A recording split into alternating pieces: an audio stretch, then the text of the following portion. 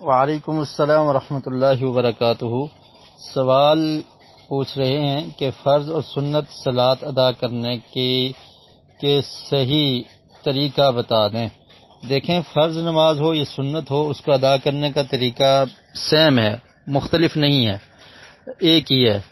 پہلی رکعت میں آپ اللہ اکبر کہنے کے بعد اگر فرض نماز پڑھ رہے ہیں، علیحدہ اکیلے پڑھ رہے ہیں تو یا سنتیں پڑھ رہے ہیں تو آپ نے تسبیح یعنی سبحانک اللہم و بحمدک یہ دعا پڑھنی ہے۔ اور ساتھ بھائی نے یہ بھی پوچھا ہے کہ جو دعائے استفتاح جس کو کہتے ہیں، شروع میں جو دعا پڑھتے ہیں وہ بھی بتا دیں۔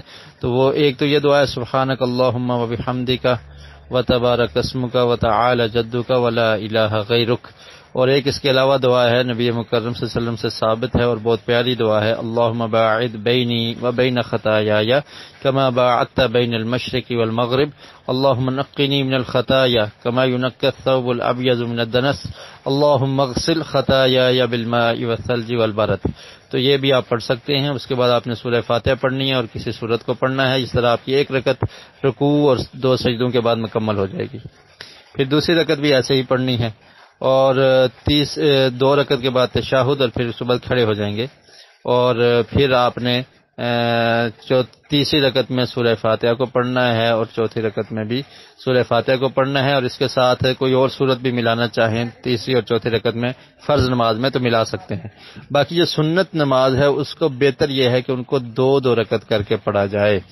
فرض نماز 4 فرض اکٹھا پڑھتے ہیں، لیکن سنت کو ادا کرنے کا بہتر طریقہ یہ ہے کہ 2 کر کے پڑھا جائے۔ اگر آپ 4 سنتیں بھی پڑھنا چاہتے ہیں تو 2 کر کے پڑھیں۔ نبی مکرم صلی اللہ علیہ وسلم کا ارشاد ہے صلاۃ اللیل والنہار مثنی مثنی، کہ نوافل جو ہیں یا سنتیں جو ہیں وہ 2 کر کے پڑھی جائیں گی۔ تو یہ اس کا طریقہ ہے۔ اس کے علاوہ آپ کا سوال تھا کہ جماعت میں اگر ملیں تو اس کو مکمل کرنے کا طریقہ کیا ہے۔ جماعت میں جب آپ نماز میں شریک ہوتے ہیں، امام صاحب 1 رکعت پڑھ چکے ہیں، 2 رکعت پڑھ چکے ہیں، آپ جب آئے ہیں تو آپ جب اللہ اکبر کریں گے، امام صاحب کے ساتھ ملیں گے نماز میں، تو آپ یہ سمجھیں کہ آپ کی یہ پہلی رکعت ہے۔ امام صاحب کی چاہے دوسری ہو یا تیسری ہو، آپ کی کون سی ہے؟ آپ کی پہلی رکعت ہے۔ تو پھر آپ نے یہ پہلی پڑھ لی، پھر آپ نے دوسری امام صاحب کے ساتھ پڑھ لی اور امام صاحب نے اس کے بعد سلام پھیر لیا، تو اب آپ کی 2 رکعتیں ہو گئی ہیں اور 2 آپ نے کھڑے ہو کر خود سے پڑھنی ہے۔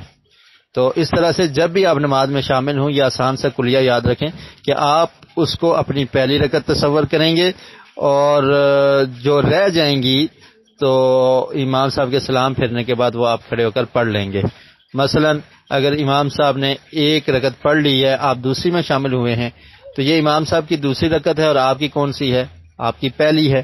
تو اب آپ نے امام صاحب کے ساتھ 3 رکعت نماز ادا کر لی، 1 آپ کی باقی رہ گئی تھی، تو وہ آپ نے کھڑے ہو کر پڑھ لینی ہے۔